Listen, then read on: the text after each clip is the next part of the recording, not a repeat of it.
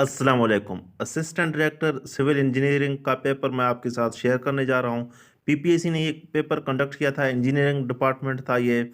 तो स्टार्ट करते हैं वीडियो को। आपसे एक छोटी सी रिक्वेस्ट है, अगर आप चैनल पर न्यू हैं तो काइंडली हमारे चैनल को सब्सक्राइब कर दें। क्वेश्चन है यहाँ पर, गज़वा Tabuk was fought between Muslims and, जो गज़वा तबूक था वो मुसलमान और रूमियों के दरमियान लड़ी गई थी।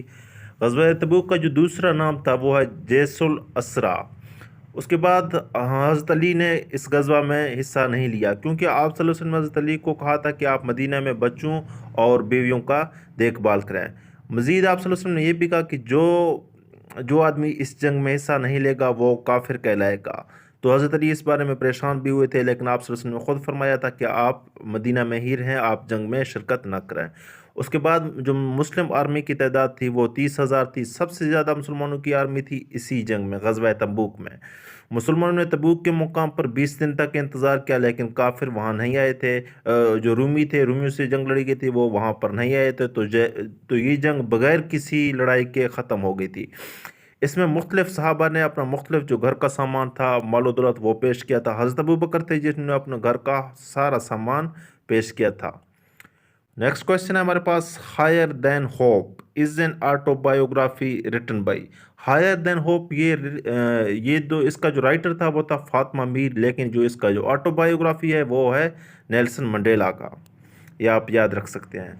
नेक्स्ट क्वेश्चन है, Waterloo is situated in. Waterloo जो है वो बेल्जियम में वाक़ है। वाटरलू, यहाँ पर नेपोलियन को 1815 में इसी मुकाम पर शिकस्त हुई थी।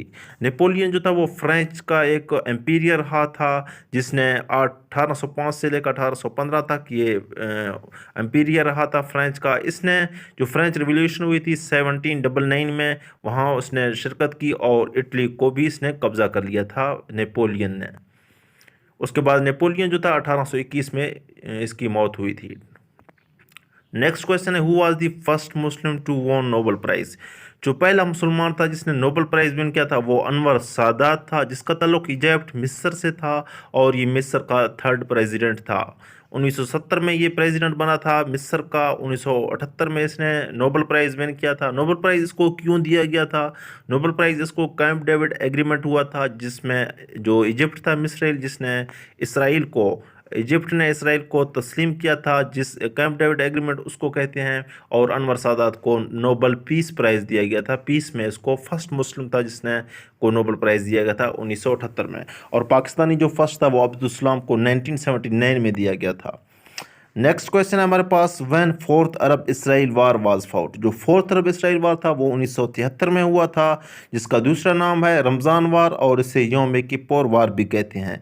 अरब और इसराइल के दरमियान ये फोर्थ वार हुआ था। अरब में ये जॉर्डन कंट्री भी था, शाम मतलब सीरिया था, इजिप्ट, ये 3-4 कंट्रीज़ थे जिनकी जंग हुई थी इसराइल के साथ। टोटल 5 वार हुए थे अरब और इसराइल के। नेक्स्ट क्वेश्चन है हमारे पास, सूज किनाल कनेक्ट करता है रेड सी को मेडिटरेनियन सी के साथ। काफ़ी इंपॉर्टेंट क्वेश्चन है, आप इसे याद रख सकते हैं इस तरीके से। RMS, आर से हमारे पास रेड सी, एम से मेडिटरेनियन सी और एस से है सूज किनाल। ये आप याद रख सकते हैं। उसकी लेंथ अगर देखी जाए तो 193 किलोमीटर की लेंथ है। कभी कभी आपको लेंथ माइल में भी पूछा जा सकता है, तो 150 है राउंड अबाउट, या इतना ही है। उसके बाद इसकी जो कंस्ट्रक्शन हुई थी सूज किनाल की वो 1869 में इसकी कंस्ट्रक्शन हुई थी। उसके बाद सूज किनाल क्राइसिस हुआ था, जिसमें जो सेकंड अरब इसराइल वार था 1956 में। उस वक़्त इस अब्दुल सलाम था इजिप्ट का जो प्रेसिडेंट था 1956 में, तो सूज किनाल उन्होंने कब्ज़ा कर लिया था। सूज किनाल क्राइसिस हुआ था 1956 में। और सूज किनाल पर अस्वा डैम भी कंस्ट्रक्ट किया गया था 1956 में, यूएसए ने कंस्ट्रक्ट किया था। नेक्स्ट क्वेश्चन है, which one of the following country is called play ground of Europe. Different countries दिए गए थे यूरोप का। जो प्ले ग्राउंड ऑफ यूरोप है वो स्विट्जरलैंड है। स्विट्जरलैंड के बारे में कुछ और एक दो फैक्ट्स हैं, आप वो भी याद रख सकते हैं। स्विट्जरलैंड जो है वो लार्जेस्ट सोलर एनर्जी प्रोड्यूसर भी है। इसके अलावा जो लार्जेस्ट रोड टनल है वो भी, पूरी दुनिया का जो लार्जेस्ट रोड टनल है वो स्विट्जरलैंड है। स्विट्जरलैंड का जो ओल्ड नेम है वो है हेलवेटिया। हेलवेटिया इसका ओल्ड नेम है स्विट्जरलैंड का। नेक्स्ट क्वेश्चन है, which continent does not contain any desert. जो यूरोप है, यूरोप में कोई डेजर्ट नहीं है। टोटल यूरोप कंटिनेंट में 45 कंट्रीज़ हैं, इसमें कोई डेजर्ट नहीं है। उसके बाद अगर पूछा जाए which of the following continent does not contain any glacier, तो इसका ग्लेशियर जो है वो अफ्रीका में कोई ग्लेशियर नहीं है। आप ये पॉइंट भी माइंड में रख सकते हैं। नेक्स्ट क्वेश्चन हमारे पास, लास्ट कंट्री जॉइंड नेटो, जो लास्ट कंट्री था जॉइन किया था नेटो को, NATO stands for North Atlantic Treaty Organisation. क्योंकि ये पेपर पास्ट पेपर था, जो लास्ट कंट्री था वहाँ पर नॉर्थ मैसिडोनिया उसका राइट ऑप्शन था।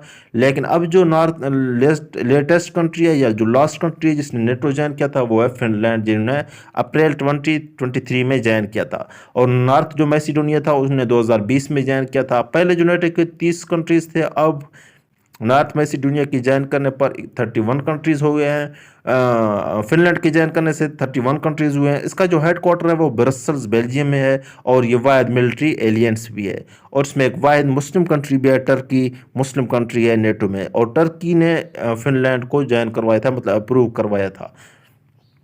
नेक्स्ट क्वेश्चन है हमारे पास, wall of Berlin was constructed on. Wall of Berlin ये जर्मनी में है, 1961 में इसकी कंस्ट्रक्शन हुई थी। उसके बाद वॉल ऑफ बर्लिन ये सेपरेट्स करती है जर्मनी के जो ईस्ट और वेस्ट जर्मनी को सेपरेट करती है। जो कैपिटल है ईस्ट जर्मनी का वो बून है, और जो कैपिटल है वेस्ट जर्मनी का वो बर्लिन है। अगर आपसे पूछा जाए कैपिटल ऑफ जर्मनी का तो फिर बर्लिन है उसका राइट ऑप्शन।